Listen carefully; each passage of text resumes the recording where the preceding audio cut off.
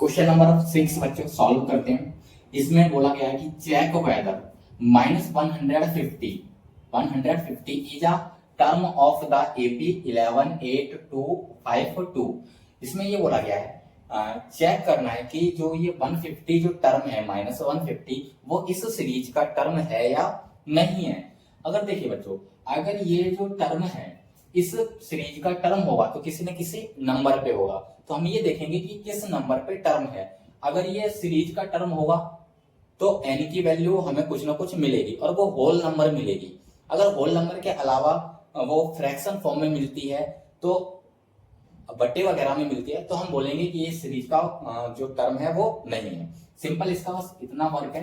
तो सबसे पहले जो हमें सीरीज दी हुई है उसको लिखते हैं। यहाँ पे ये दिया हुआ है 11 8 5 2, ये हमें सीरीज दी हुई है। हमें पता करना है इस सीरीज का -50 टर्म है या नहीं। तो सबसे पहले जो सीरीज से हमें मिलता है a1 की वैल्यू 11, d की वैल्यू निकालते हैं, उसका फॉर्मूला होता है a2 - a1। सेकेंड टर्म में से फर्स्ट टर्म को माइनस करना होता है, 8 में से 11 को माइनस करेंगे तो ये हो जाएगा -3। ये हो गया।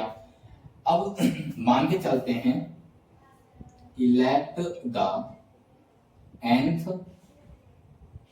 term of AP is -150। मान के चलते हैं कि सीरीज का nवा कोई टर्म होगा जो कि 150 है।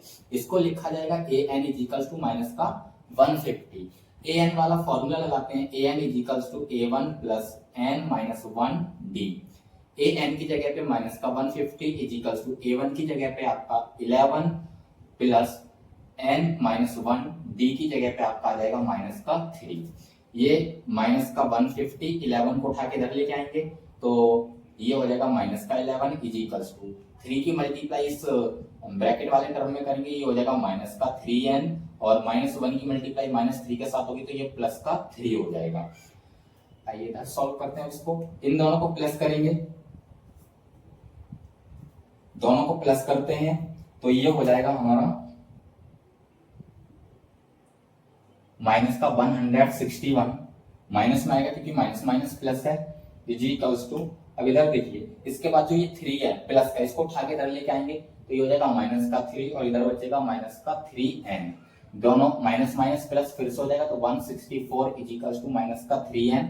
माइनस से माइनस बच्चों कैंसिल हो जाएगा, n की वैल्यू निकालेंगे 164/3।